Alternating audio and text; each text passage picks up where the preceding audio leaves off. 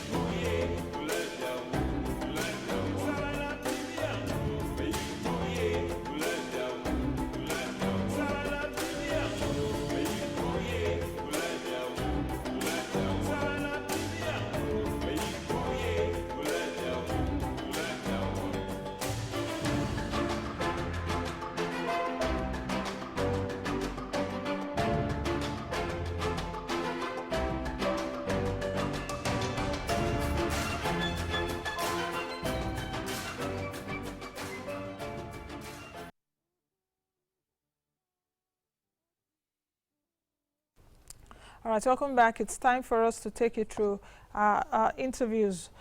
Okay, cut. Welcome back. It's time for us to get into our interview. My guest is here, and she will be joining me virtually. Praise Ihansekhien, a Senior Research Analyst, Meristem Securities Ltd. Hello, Praise, and welcome to the program. Hello, Nancy. Thank you for having me. Okay, welcome. And let's get started. I want to get your views about the latest inflation data from the NBS, 15.9% for March 2022. What does this inflation data suggest? So the NBS, National Bureau of Statistics, released the inflation data for March last week, and reported that inflation increased to 15.92%. From 15.70 in February. I mean, this just tells us that it just feeds into expectations, really. A lot of the expectation was already that inflation was going to increase for March, given the structural issues we faced internally. We faced the insecurity issues, we faced the issue of fuel scarcity, and then there's still the ongoing issue of Russia and Ukraine crisis, which is really affecting wheat prices, commodities prices, and really affecting food inflation in Nigeria. Looking at the data, we could see that food inflation is the one that increased more, and that is not far-fetched. I mean, looking at the fact that we could see that in the domestic economy now, we are facing the issue of insecurity issues, but also having inability to import more. Now that the whole issue of Russia and Ukraine is occurring, is affecting commodity prices, which prices are spiraling in the global economy, fuel is increasing, and we know that Nigeria is very exposed to importation. Nigeria is highly dependent on the global economy for a lot of commodities. So it didn't come as a surprise really that the inflation would increase for March to 15.92. I guess the only little discrepancy was the fact that core inflation rather declined compared to the expectation that it was also going to increase. The inflation coming at 15.92 was something that everybody was not really surprised at. If we take a look at the trend of inflation this year so far, at least we've been in the band of 15%, at least in the last 2 to 3 months. We don't know what April will bring. How would you say that we fared, looking at it statistically? How would you say that we fared in 2022 in terms of inflation versus 2021? Though that the numbers have been a bit lower in 2022, but it seems that Nigerians are doing, it's harder for Nigerians this year than last year. And inflation numbers were higher last year. Sorry. Praise, I hope you understand I hope you understand my analogy. Inflation numbers seems to be lower this year, but it seems that Nigerians are doing pretty harder. Life is harder this year than it was last year, though we had inflation numbers higher last year. Coming into last year, we're coming off the pandemic in 2020. where there were significant increase in prices. So coming into I think April last year, we started to see moderation in the inflation rate, and it seemed like okay, the numbers are reducing, but what's going on with the actual figures? So the only thing that we could, one of the main things that we could use to explain what happened last year was the high base effect from 2020. So yeah, the inflation was still increasing in 2021, but wasn't increasing as much as it was in 2020. Now in 2022, yeah, the rate is still going up, and then of course the fact that the inflation is not as high as it was last year doesn't mean that there's no inflation. I mean, 15.92% is still a lot compared to where the CBN's target band of 6% to 9%. So 15.92% is a lot. Is a very significant increase in prices. And then going into the informal market, I mean, I think I had an experience where I went to the market a few days ago, and I just had to stand. And the marketer the person was telling me some pricing. I'm like, I'm sorry, what are you saying? I don't understand.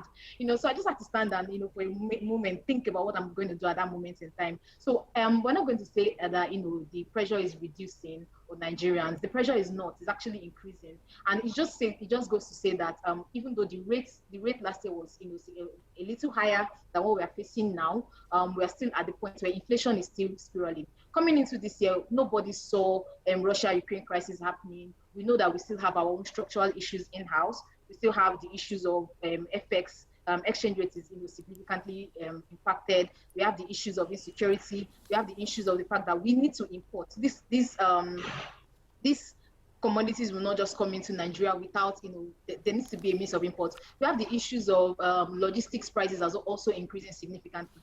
Energy prices increasing, and of course that's going to translate to whatever other commodities we have in the country. So I'm just going to say that yes, the pressure is still there from last year, although people would like to say, okay, the rate is looking lower this year than it was last year, but the pressure is still there. 15.90% in inflation is a lot if you look at it structurally. And then we can't take away what is happening in the global economy too from what is happening in Nigeria. In the global economy, there is also a significant rise in inflation. I think the US announced their inflation rates last week, and it was about 8.5% from about 7.9%, and they've been witnessing significant increase in their own inflation also. So we cannot take away, Nigeria is situated in the whole scheme of things, and we can't take away what is happening in the global economy from what is also going to happen in Nigeria. Praise, does that suggest from what you've said now that the inflation outlook, especially for April or even for the second quarter, would get worse, especially as the situation in Ukraine still persists? That is one. The second aspect of it is that your analysis is also right on point in terms of Nigeria is part of the global economy. So whatever is happening in the rest of the world would affect us, especially Russia, Ukraine, that are major exporters of grains, and we still import a lot of grains and fertilizer. Having said that, didn't we have our own structural problems that are adding to inflation? Because we've been suffering inflation. In fact, since this administration came on board, we've not had a respite. The last time we saw inflation in the single digits was, I think, in the Jonathan days, during the Jonathan days, when it was around 9% or thereabout. We're like, oh, hallelujah, we've finally gotten to this point. Who knows that some years down the road we will, be in this situation. So I would want you to respond to those 2 points I've raised. Okay, let me start from the second point. I mean, the fact that the band, for my own opinion, I feel like the monetary authorities have been really focused on helping with the fiscal side of things. And if you listen to a lot of the monetary policy meetings, the monetary authorities have come out to say that the inflation issues we are facing in Nigeria are not really from the monetary side; they are more of structural issues.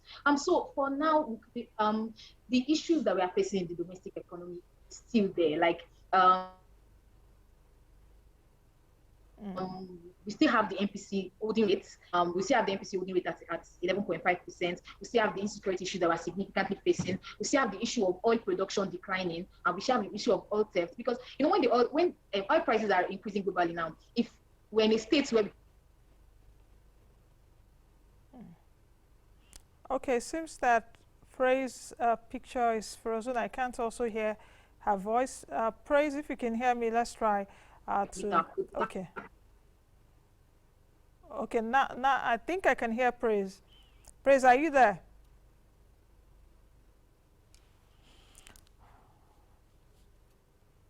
Okay, I think we should take a break and try and reconnect with Praise. Yes, so I'm saying that Okay. we're not able to meet up with our production quota. We're not able to. So all these things are really affecting the ability of the CBN to even defend the naira. So of course that's going to affect the exchange rates, and that's going to translate to every other thing that is being imported. You know, we go into the market and somebody will tell you, oh, exchange rate is now up, oh, so the price of my commodity is now up. Right. So for the time being, I don't think we would see a significant respite when it comes to inflation, because these structural issues that we have in-house have not even been been resolved all of a sudden. And then before we now even go to the global economy, even if Russia and Ukraine crisis ends today, there's still a need for the supply gap that has been already created to be closed. So before that gap is closed, then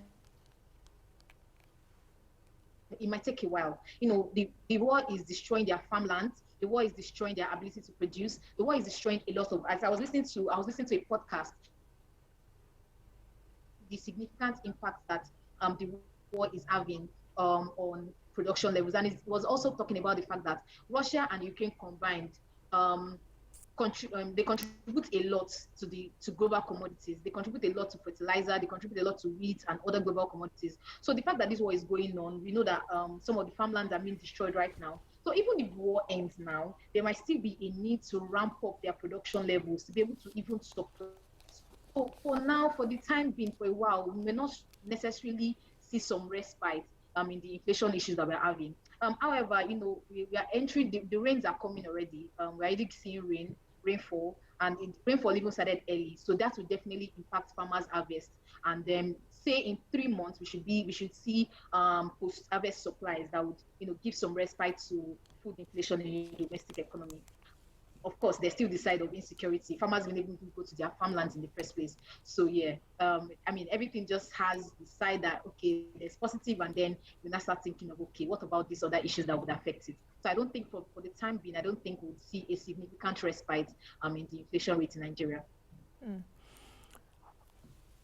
Praise, how much does it take you to cook?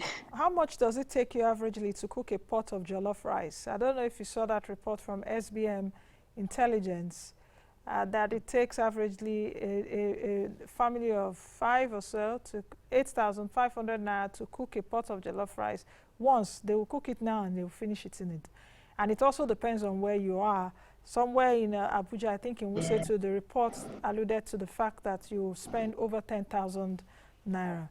How much does it take you to cook a pot of jollof rice? Let's start from there. And where you are in Lagos. Okay, first. Okay, first of all, when I want to think of cooking jollof rice, sometimes I think about, okay, this stress is even worth it in the first place, because at the end of the day, you spend so much money, you go to the market, you have to do so much, and then once, like you said, you eat it once and that's it. So this money that I've just spent is gone, really. So yeah, I mean, I think about it sometimes, and I think, okay, I was having a conversation with someone, and the person was telling me that, around the person's area, they used to sell this pack for 50 naira before, and then somebody was trying to buy, and the seller said, oh, there's no more 50 naira only, it's now 100 naira.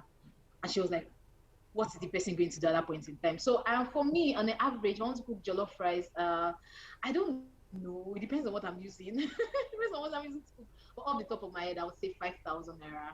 Yeah, I'll take 5,000 naira off the top of my head. And yeah, especially if I want to preserve it and want it to last. But I'm sure that was maybe in January. I don't think I've made jollof rice for the past 2 months. So maybe if I go back to the market now, it will be more than, let's say, at least 7,000 naira. So. Yeah, so you've just answered it because you've not made it in a while, and it depends on what you want to put. What are the condiments in it? What kind of protein or what kind of animals you want featured in the jollof rice? Because if you want beef, if you want chicken, let alone turkey. Don't even talk about turkey now. I think it's rich people that go for turkey now, because a kilogram, 1 kilogram of turkey costing so much. Now, why I'm bringing this into perspective also, apart from what SBM Intelligence has said, is because food inflation also is high. And we see that these categories of food, which we've mentioned, add to the basket of making inflation higher. You're taking a look at beef, you're taking a look at starchy products, and all of that. What's your own analysis about this, really? I'm sorry, I didn't really get the question. My analysis of food inflation? Yes, your analysis of food inflation, how these categories of food have contributed to getting food inflation to where it is right now. At a time, I think 2 months ago, it was trending down, just a little bit downwards. But even the downwards, we can't say that it's really lower, because food inflation is still within the high bracket. Yeah, I mean, food inflation is definitely one of the things that has really driven the inflation basket in Nigeria. We know that, okay, so it's mostly from two sides. We've talked about the domestic side, where we're facing insecurity and everything. But then there's still the part that we are very dependent on importation for. We're still, we're looking at wheat, for instance. Wheat is a very important staple food because it underlines a lot. It underlines spaghetti, it underlines flour that everybody uses for bread, it underlines even noodles. There's a type of wheat that is used for noodles. There's a part of wheat that is used for semolina. So, that staple food alone, for instance, is facing severe, severe price increase right now. I think as of last week, year to date, wheat prices have increased about 60%. That's just this year alone. So we know that definitely that's going to impact, and the thing is, in Nigeria, we don't have self-sufficiency when it comes to production of wheat. So I'm just using wheat as an instance or as an example, stressing on wheat so that you can extrapolate that into like other commodities. And for fertilizer, for instance, fertilizer prices have also been increasing significantly. And we know that fertilizers is what farmers use, to plant their crops and everything. So if fertilizer prices are increasing, definitely farmers want to increase their own price of whatever they are selling. And that's going to affect the price that we're going to eventually buy it at the end of the day.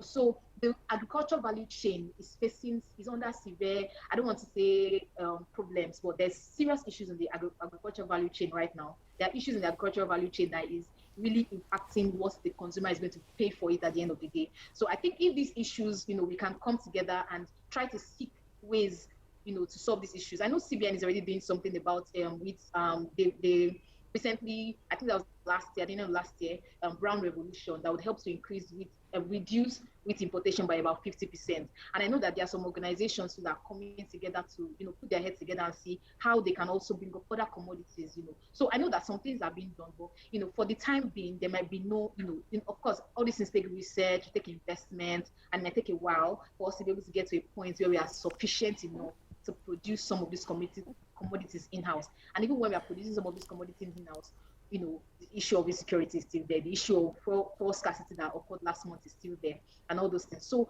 the food inflation basket is definitely one of the major things that is driving the headline inflation in Nigeria. And if these structural issues, both, achieving self-sufficiency, exchange rate issues and everything can be resolved to an extent, I'm sure that we'll see some respect in food inflation in the long run. Praise, the other question would be, what can an average Nigerian do now? Not even an average Nigerian. What can a Nigerian do right now, especially regarding food? We do know that food security has three components: affordability, availability, and the quality of food. And when it comes to the quality of food, we're talking about eating a balanced diet or eating what your body deserves at any particular age. Earlier on, we were talking about getting beef. Now, if we're taking a look at the proteins, beef is expensive, turkey is expensive, chicken is expensive, crayfish, now it's even expensive. If you don't have beef and fish and turkey and chicken, you can use crayfish and put in your food and it will still taste nice and you eat it well. The crayfish itself now is expensive to buy. Then, okay, if you don't have money for the crayfish, let's go for egg. Egg could be a cheap source of protein. The egg itself is expensive now, Praise. I don't know how much a crate of egg is where you are, but the last time a crate of egg I got here for 1,800. In fact, before 1,800, it was 1,700. I remember a time last year when we were buying a crate of egg for 900 naira. Now is 1,800, at least where I buy it from. In other places, I'm being told it's 2,300. So what can an average Nigerian do right now to increase the quality of food that we should consume despite the cost of food high. And I don't know if anyone is even checking the nutritional value or how will I put it now, how healthy Nigerians are in terms of the food quality we are taking, because the food you take would also make you healthy and also increase productivity. Yeah. I mean, I think the first thing, unfortunately, as much as all these prices are increasing, it's not as if income is increasing as much. So I think Nigerians at this point, we need to, as much as possible, try to increase your income base. As much as those skills that you have that you've just forgotten and you didn't think maybe you learned something somewhere and you didn't think it was going to be useful to you. I mean, now is the time to go and dig deep and look for all those skills. And now is the time to get the money, because unfortunately income is not when your salary or things like that, they're not increasing on their own, because companies are also facing this increased cost of production. So we can't really fault them if they are not able to all of a sudden increase people's salary because of what's going on. But as much as possible, I think right now is a struggle for increase your income base. That's the very first thing. So your expenses need to be very, very budgeted. You cannot just jump into, of course. I mean, I know that the prices are high on the norms, but then I remember something my mom used to say growing up. She said, "Praise, there's rice at home. There's rice at home. Let's go and eat the one at home." So right now, that's what I'm telling myself when I just want to go to one fast food. Praise, there's rice at home. Go have it. So I think one thing we also need to tell ourselves is that there's food at home. Even though, yeah, the food you have to buy at home is expensive, right? But increase your income base, budget as much as possible. It's important to create a budget now, know the plan, because when you have a budget, something cannot just jump at you and you decide, oh, I want to go and buy that thing. But then you've already had a budget and you have to stick to what your budget is. And then as much as possible, we have to be prudent, even though it's important to also try to splurge sometimes, but as much as possible it's important to know, okay, let's cut this. If we're buying 7 cartons of chicken before, can we buy 5? Can we buy 3? I remember going to the market some weeks ago, and I like goat meat a lot, and I used to really enjoy eating goat meat. And I remember going last week, and I asked the person how much is a kilo of goat meat, and they said 2,800. I'm like, what did it say? Don't worry, I'll buy fish. So at that point I realized that, okay, I think fish is what will fit me right now, let me buy it. So I'm not saying don't enjoy your whatever it is that you feel like eating, but then it's very important at this point to while you're trying to eat healthy or while you're trying to do, let's try to eat within what we can comfortably pay for right now, so that and plan for the next time. Because if I had spent all that money on the carton of the kilo of goat meat, I was now thinking, okay, if I spend all this in on goat meat, next time I have to eat another. Let me just buy the one I can buy for now, and then later when my income goes up, because I'm also trying to increase my income. When my income goes up, then I can go and buy goat meat. So for me, I'm at a place where, and I really want to advise Nigerians, whatever skills it is you've cultivated in the past, now is the time to dig deep and use them, because it will increase your income base. To increase your income base, diversify your income. Whatever you can do, whatever skills you can put to good use, like you said, to earn more money, to be able to hedge against this inflation that we're suffering. Now, you did say something earlier, which is leading me to the question. You said something about companies too. Their production costs have gone high. I know we don't measure producer price index in Nigeria. I don't know. The MBS doesn't release that, the PPIs, but other countries do release it. Do you think that more of this inflation is from the producer's point of view, and they heap it on us, as it were? Because if you take a look if you listen to most of these traders, when you go to the market, now so we see them, now so we buy them, the people where they supply, you don't increase for that place. So this inflation, yes, is the cost really coming from there? Because producer price index is the rate that measures, the inflation at that producer's point of view, or at that producer's depot or spot, which we don't measure here in Nigeria. So do you see more of it happening at the producer's point and heaped on all of us here? I I mean, that's a very huge part of it too. I mean, I mentioned that fertilizer is one of the major raw materials for farmers, right? And fertilizer has really been increasing, recently. So, of course, we expect people to want to protect their margins. One thing that we always say is when a company has to increase their prices, when raw material prices are increasing, a company will almost all the time pass the bulk to customers.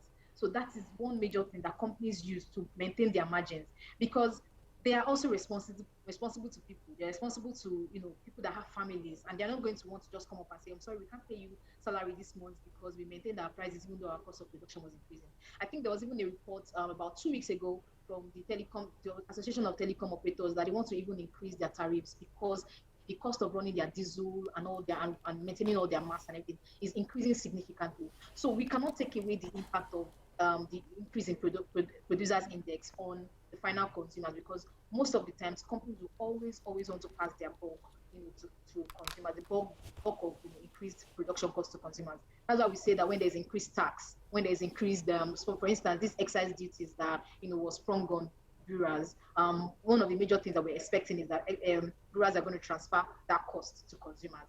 The increase in sugar prices in the global economy, and also which is impacting most of the flour millers, most of the consumer goods companies, the brewers, they're all transferring that price to consumers. The pharmaceutical industry also, they are finding, they found it very hard to import their actual active pharmaceutical ingredients in 2020, 2021, and surely they passed that cost to consumers. So it's not far-fetched that producers want to pass the cost, because at the end of the day, they need to protect their own margins and they need to protect their own profit at the end of the day, their bottom line.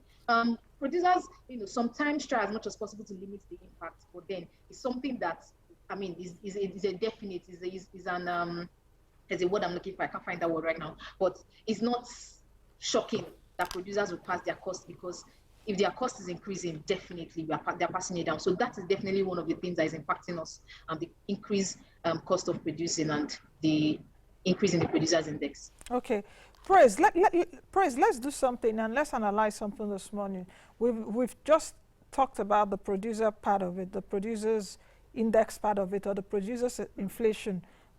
How about the imported inflation side of it? Let's take a look at imported inflation. And let's also take a look at the structural factors that are affecting inflation. Out of these three components, which one do you think will suffer more? That is making inflation, that is adding pressure to inflation. Is it imported inflation? Because as Nigerians, we still import a lot of stuff. A lot of our clothes are still imported. Even, it's just now, okay, food, we are seeing food inflation, food importation come down as a result of what the central bank is doing. Though it is doing that, the local substitution is still high. A lot of drugs, that is pharmaceutical products, are being imported. Though we have local pharmaceutical companies here, the production is still not enough. The almighty petrol, fuel, is still imported. So, yeah. So out of, is it producers inflation or imported inflation, or more of the structural factors that affect the local guys producing? I hope you understand my analysis now. Yes, I get it. I'm trying to look at it. Yes. What I would just say is, yes, go ahead. Okay, what I just say is I don't think we can separate the imported inflation from the producers' issues. I don't think it's, well, the producers issue have an element of both the imported and the structural issues. So I think the two, what we're comparing majorly will be inflation, imported inflation, and the structural issues. Which one has more impact? Because at the end of the day, the producers' side is affected by two of them. So with the situation that is going on right now, with the war in, and funny thing is, the prices have actually been increasing before the war started, but the war just made it worse. So we know that oil prices have been increasing in the global economy before the war started. Wheat prices have been increasing, commodities prices, cereal prices increased last year by about 30%. And those cereal is very important in Nigeria. So right now, the imported inflation side of things is actually having a lot of weight on the final inflation figures in Nigeria. I'm not saying that the structural issues have all of a sudden been resolved. I'm not saying that, but there's some times when we have post-harvest supplies, and some times where, there you just see a lot of onions in the market. You just see a lot of maybe vegetables in the market, right? And that's coming from, the domestic farmers, and they're able to, walk through some of their structural issues and then bring this thing to, to the informal markets. So at the end of the day, right now, with what's going on in the global economy right now, the imported inflation side of things has a lot of impact. And unfortunately, the CBN, not the CBN, the exchange rate is not exactly very supportive of importers. So they would take the side of the imported inflation, and the fact that they have to source FX at higher rates sometimes, and then all that affects the producers index, and then inflation, the food inflation and core inflation is going up, right? So for now, for at least looking at what's going on, what happened this year and everything, the imported side of things has more impact than the structural side. But that does not say that the structural side is definitely all of a sudden resolved. There are also issues with structural inflation. Praise, let's talk about, like I said, the big and the almighty topic of fuel subsidy removal in Nigeria. We've been seeing this since years. In fact, fuel subsidy since the 70s in Nigeria. Do you see an impact at all, especially with the passage of 4 trillion naira for fuel subsidy, payment for fuel subsidy that has been approved by the National Assembly for Mr. President for the payment of fuel subsidy? Because we export raw crude, we import the refined petrol. That cost there for this year, 2022, 4 trillion naira. Do you see any effect in the inflation bottom line for us at all, or would there be no effect? The issue of subsidy is actually quite tricky, because coming from one side, it's helping, government is helping the citizens to reduce the price of what they would actually pay for petrol if there was no subsidy. But at the other side, paying for subsidy, especially in Nigeria, is quite expensive on the part of the government. They're having to raise debt, they're having to increase the debts in the fiscal budget to be able to support the subsidy payment. So yes, and then one other thing we definitely know about inflation is that inflation, there's also the cost pull side of inflation, right?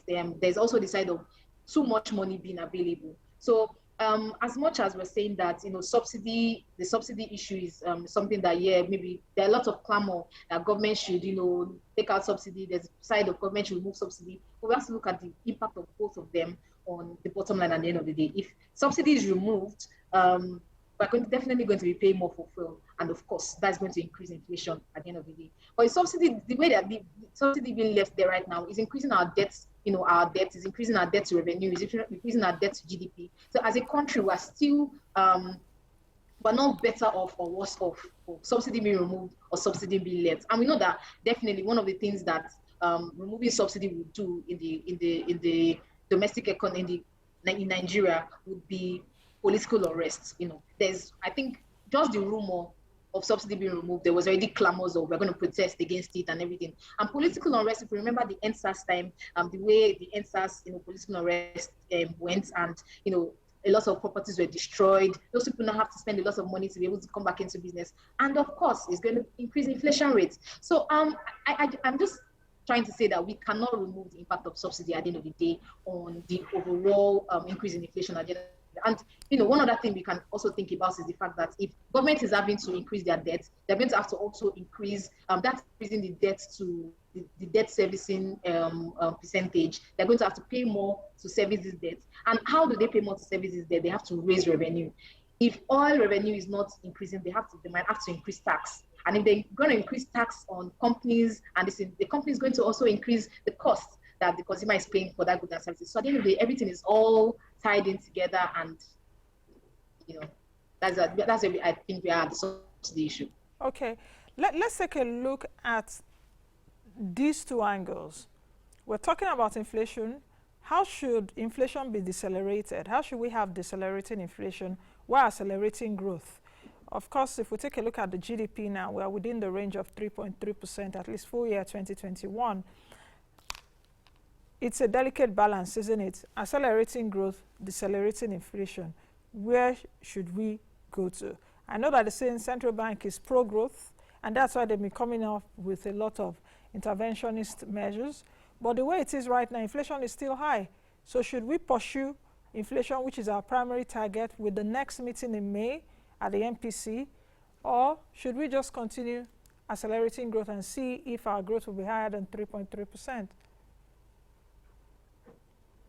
You know that the monetary policy, like you said, they've been pro-growth for a while, and they've been, on the stance of maintaining the monetary policy rate at a certain percentage. However, the CBN's major role is price stability.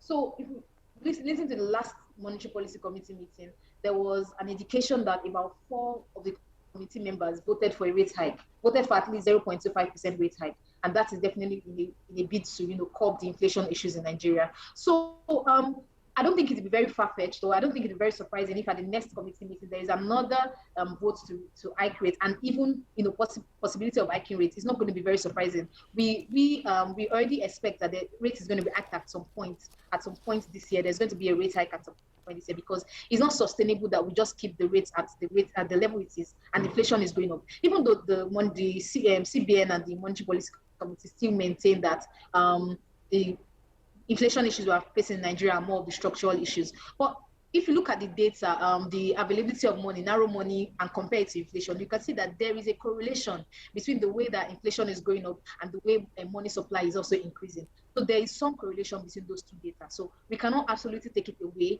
that the rates that they've held to this extent has also had some impact on the inflation. But looking at it from the CBN side of things, we've had a very fragile growth, and we came out of the recession. We came out of recession in Q4 2020, and since then we've been increasing. We've been growing slowly. As at this point, like you said, we recorded 3.40% year-on-year growth in 2021, and that was very promising. So it's not going to be very surprising if at the next monetary policy committee meeting there is a vote to hike rates, because the CBN might be at a point where, okay, we've supported growth to an extent. They've done a lot of intervention policies to support growth. So they might be looking at it from the stance of supported growth to an extent, but inflation is going out of hand.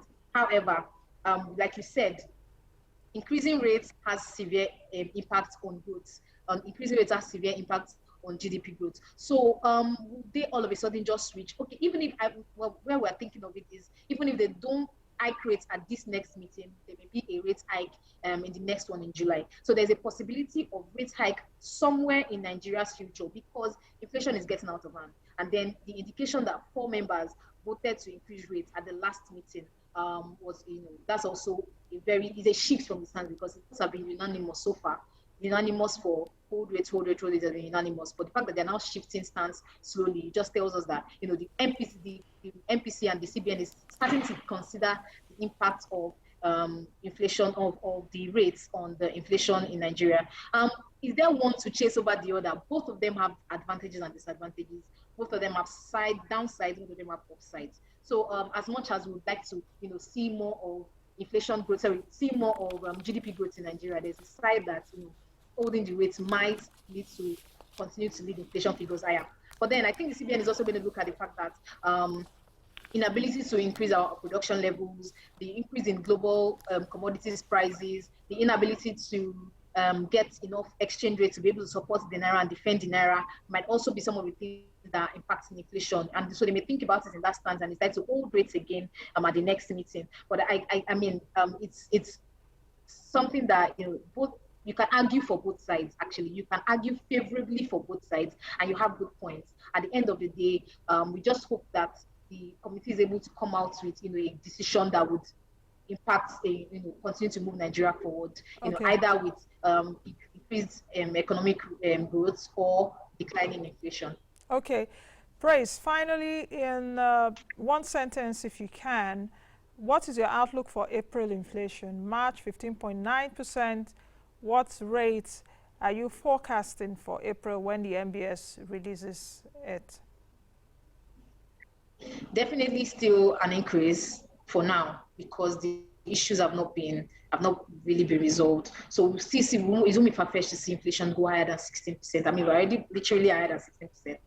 So it won't be, very surprising to see inflation go higher than 16.2, that kind of, so it's not going to be very surprising just because there's the issues. Okay. Thank you very much, Praise, for joining me today. Thank you. Thank you. Thank you so much. All right, I've been speaking with Praise Ihansekhien, who is the Senior Research Analyst, Meristem Securities Ltd. We've been looking at March inflation data and forecasting what April inflation data would look like when the MBS releases it. And I will definitely say my condolences to the National Bureau of Statistics for the passing of the Statistician General, Dr. Simon Harry. Moneyline with Nancy has us with the MBS at this time. That's the much we can take on today's edition of the program. Thank you all for watching. Be the best you can be and be the change that you want to see. Don't forget to subscribe to our YouTube channel. You're watching right now. Go on the YouTube icon. Subscribe to our YouTube channel, Moneyline with Nancy TV, and all our other social media platforms. I'll see you all again next time. Bye for now.